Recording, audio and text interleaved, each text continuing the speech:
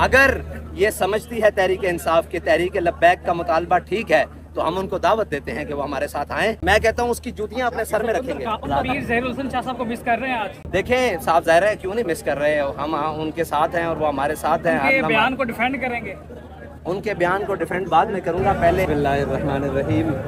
پاکستان کی جو عمر ہے وہ اس وقت 70 سال ہو گئی ہے اور آج کا دن تو ہمیں یہ بتاتا ہے کہ ہمارے بڑے اپنا گھر بار اپنے آبائی وطن اور اپنا سارا کچھ چھوڑ کر بے سر و سامانی کے عالم میں اس خطے کے اندر آئے اور اس امید سے آئے تھے کہ یہ پاکستان جس نعرے کی بنیاد پر بنا ہے کہ بٹ کے رہے گا ہندوستان، بن کے رہے گا پاکستان، اور پاکستان کا مطلب کیا لا الہ الا اللہ محمد رسول اللہ، اس بنیاد پر آج آئے تھے. اور انہوں نے کس جذبے کے ساتھ اپنے وطن چھوڑے اور کتنی قربانیاں دی. 10 لاکھ مسلمانوں کے خون کی ندیوں پر آج کا دن مسلمانوں کو نصیب ہوا آزادی کا.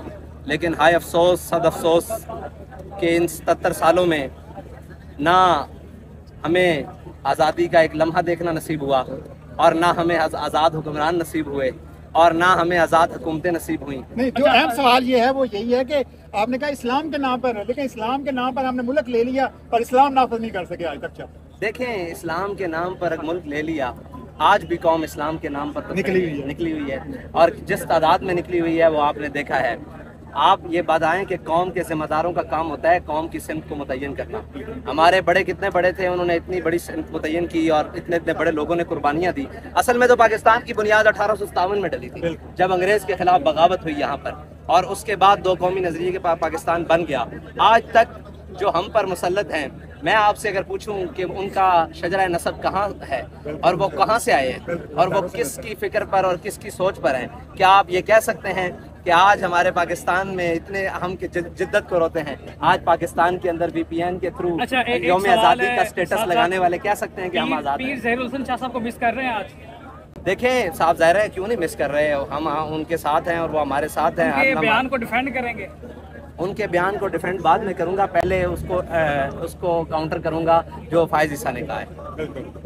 اچھا چل آخری سوال یہ ہے کہ اب TLP میں نے دیکھا بہت سی تحریکیں آئیں جنہوں نے اسلام کے نام پر تحریکیں چلائیں، نفاذ شریعت محمدی آیا، نظام مصطفیٰ کے لیے کوشش کی. اب TLP اس کے اوپر کوشش کیوں نہیں کر رہی؟ دیکھیں پاکستان کی جو تحریک لبیک کا جو بنیادی موٹو ہے وہ دین کو تخت پر لانا ہے.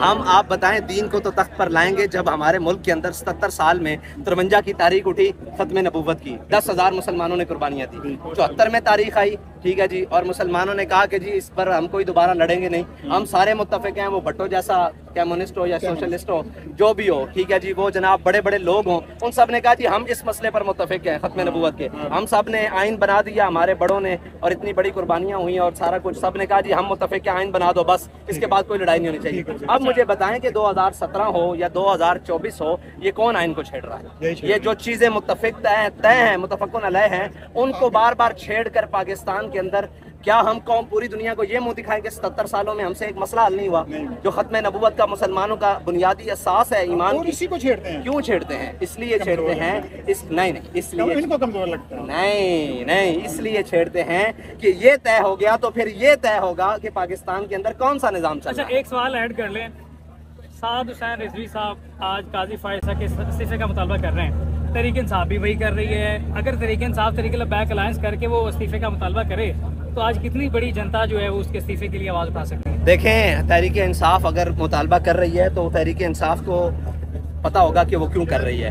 ہم نے تو مطالبہ جو کیا ہے وہ سر عام کیا ہے اور سر دار بھی کریں گے انشاءاللہ اور سر بام بھی کریں گے، ٹھیک ہے جی. ہم نے مطالبہ کیا ہے. اگر یہ سمجھتی ہے تحریک انصاف کہ تحریک لبیک کا مطالبہ ٹھیک ہے تو ہم ان کو دعوت دیتے ہیں کہ وہ ہمارے ساتھ آئیں تو مل کر جناب. اور اگر صاحب کو ایکسپٹ کر لیں گے مطلب ساتھ چلنے کے لیے ختم نبوت کے لیے تو کوئی یہاں سے کھڑا ہوا کوئی شخص کیا بات کرتے ہیں آپ؟ میں کہتا ہوں اس کی جوتیاں اپنے سر میں رکھیں گے. ان کا کاج قاضی فائز عیسیٰ ہے، ختم نبوت کے معاملے پہ نہیں. میں نے کہا جس مسئلے پر ہم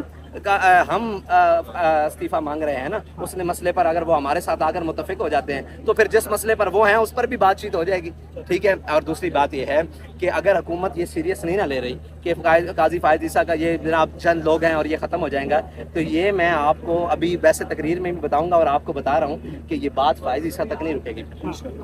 ठीक है। फिर फाइज ईसा के साकब निसार मुल्क छोड़ गए। जी, अब ये मुझे तो नहीं पता कौन कौन, मुझे तो लगता है हसीना वाजिद भी छोड़ गई है बरे सगीर, ठीक है। ये ना हो मुल्क छोड़ने के बजाय बरे सगीर भी छोड़ना पड़े। और फिर ये याद रखिएगा, गद्दारों को कोई वतन नहीं मिलता। हाँ, अपने वतन अपना ही होता है। हम जब, हाँ हमारा ये वतन है ना, हम मर जाएंगे इसके खाक में, कहीं हमारी खाक भी मिल गई ना तो हमारे लिए तैयार है। किस किस को सवार होता देख रहे हैं जी? तैयार सवारे में किस किस को सवार होता देख मुझे तो त्यारा पेंचर लग रहा है।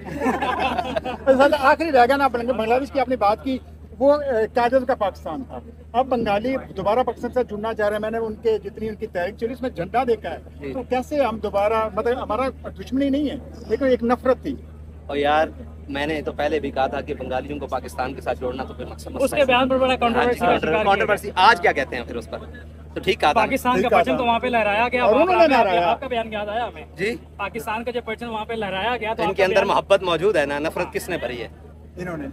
आज यहाँ पे आप पाकिस्तान का परचम नहीं देख रहे, वो कश्मीर का भी है, फलस्तीन का भी है, पाकिस्तान का भी है, सारे परचम देख रहे हैं। और इनको अगर इस बात पर लड़ाया गया और इस बात पर या इनको काउंटर किया गया, या वो जो गिरफ्तारियां कर रहे हैं वो समझ रहे हैं कि आज हम ये मुतालबा करेंगे हमारे बंदे छोड़ दें, हम ये मुतालबा करेंगे इनको भी उठा लो, लेकिन खत्म नबूवत पर पैरा होगा। लास्ट में एक सिर्फ आखिरी, डॉक्टर शफीक अमीनी साहब पर हामिद मीरी साहब ने इल्जाम लगाए, उस पर क्या कहें? तो डॉक्टर शफीक अमीनी साहब सामना करेंगे, उसका जवाब देंगे। अगर वो उनका सामना ना कर सके तो हम उनको कटहरे में खुद लाकर खड़ा करेंगे। ये कौन सी बात करते हैं? एक्सेप्ट करेंगे अगर डॉक्टर साहब पे ये अगर डॉक्टर साहब पे ये इल्जाम साबित हुए तो खारी तहरीक से नहीं निकालेंगे, हम उनके खिलाफ खड़े हो जाएंगे। और अगर साबित ना हुए तो फिर हामिद मीर से माफी मांगनी पड़ेगी। हामिद मीर कानून पास हो गया, आप डेफिनेशन में जाएंगे। मेहरबानी।